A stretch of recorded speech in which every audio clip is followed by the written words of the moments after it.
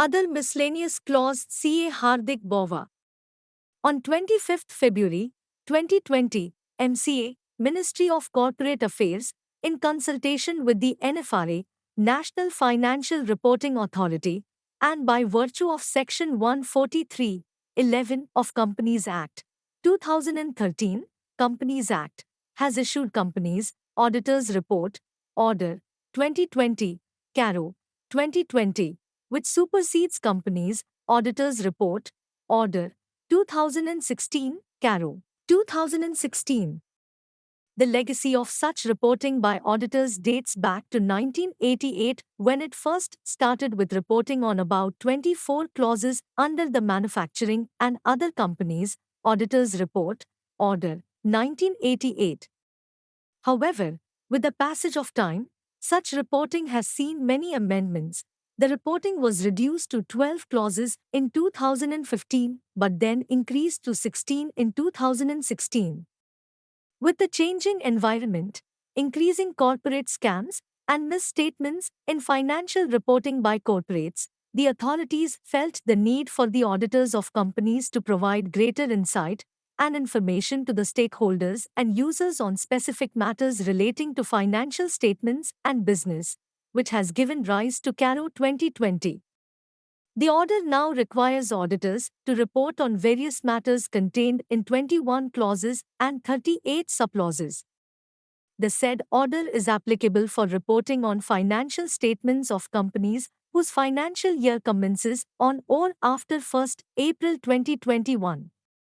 Below are the brief summary for few clauses, which highlight requirements of few newly inserted reporting requirement in this order. Paragraph 3, 14. A. Whether the company has an internal audit system commensurate with the size and nature of its business. B. Whether the reports of the internal auditors for the period under audit were considered by the statutory auditor. The clause requires a comment on internal audit system where such system commensurate with the size and nature of company's business. Applicability. As per Section 138 of the Companies Act, 2013, internal audit is applicable on listed companies, unlisted public companies, with PASK of 50 rupees CR or turnover of 200 rupees or outstanding borrowings exceeding 100 rupees CR, or private companies, with turnover of 200 rupees CR or outstanding borrowings exceeding 100 rupees CR. Some of the factors which needs to be considered while evaluating the design of internal controls functions, or the size of the internal audit team, or qualifications of internal auditors, or reporting responsibilities of an internal auditor, or involvement of audit committee, or scope of internal audit and extent of coverage, or assessment and remedial actions taken on the impact of the controls deficiencies, if any pointed by internal auditors. Or the guidance note requires management to consider internal audit observations that has financial impact, or evidence of evaluating the reports of the internal auditors and conclusions thereon. Paragraph 3, 17. Whether the company has incurred cash losses in the financial year and in the immediately preceding financial year. If so, state the amount of cash losses. The term cash losses is not defined in the 2013 Act Ind as. Companies following Ind as profit and loss to be considered excluding other comprehensive income, OCI, however consider realized cash profits or losses recognized in OCI. Net profit losses should be adjusted for non-cash transaction such as depreciation and amortization to compute cash losses.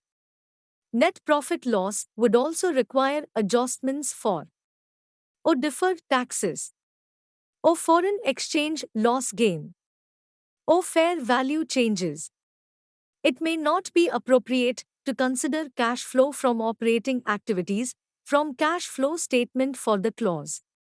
The amount of cash loss to be adjusted for qualification in audit report to the extent qualified. In case of restatement in the financial statement, consider restated profits. Paragraph 3(18). Whether there has been any resignation of the statutory auditors during the year. If so, whether the auditor has taken into consideration the issues, objections, or concerns raised by the outgoing auditors. The clause is applicable in case of resignation of auditors. Consider the reasons for resignation of order.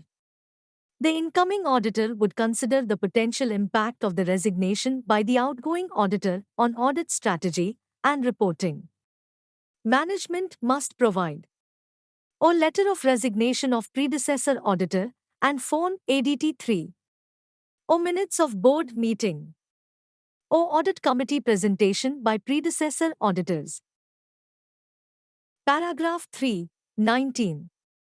On the basis of the financial ratios, aging, and expected dates of realization of financial assets and payment of financial liabilities, other information accompanying the financial statements, the auditor's knowledge of the board of directors and management plans, whether the auditor is of the opinion that no material uncertainty exists, as on the date of the audit report, that company is capable of meeting its liabilities existing at the date of balance sheet as and when they fall due, within a period of 1 year from the balance sheet date.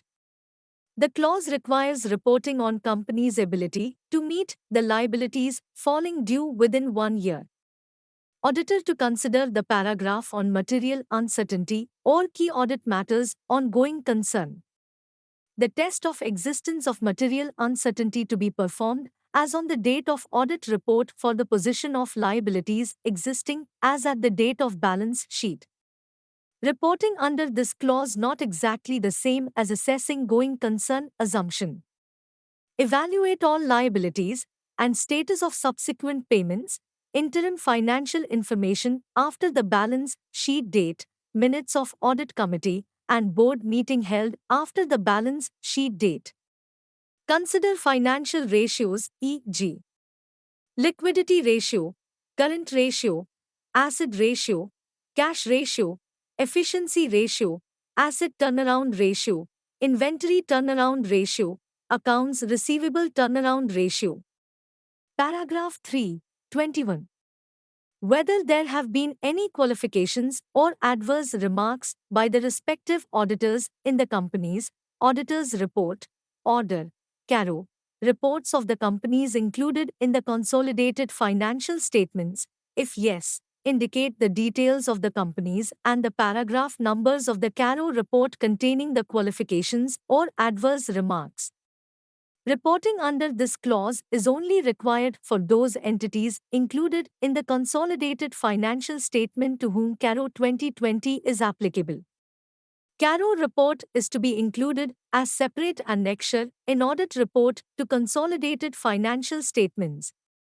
Assessments of responses by component auditors as qualification adverse remark required application of professional judgment. Qualification adverse remark gives parent company's standalone CARO report are also required to be included. Every qualification adverse remark made by the individual component should be included. In case of audit report of the components has not yet issued by its auditor, then the principal auditor would include the fact in his/her report. Conclusion. While the intent of the government seems to put a strict check on several crucial transactions entered into by the company, which has a close nexus with the solvency financial risks existing in the company, the additional reporting requirements would require additional details from the management, and thus it is very important that an auditor should have a dialogue with the management immediately for the latter to gear up. It is also important for the auditor to understand the process followed by the management for collection and processing of the required information and its control environment, which will give him comfort while complying with the reporting requirements. Lastly, it is important for the auditor to take suitable management representations wherever accuracy and completeness of information provided by the management cannot be confirmed by the auditor to safeguard his position. The auditor would have to factor in additional efforts for reporting and the documentation which will have to be robust and foolproof for future reference and as a safeguard against the enhanced reporting responsibility. Disclaimer: the views opinions expressed in the article are purely of the contributor. The readers are requested to take proper professional guidance before abiding the views expressed in the update. Association disclaims any liability in connection with the use of the information mentioned in the article.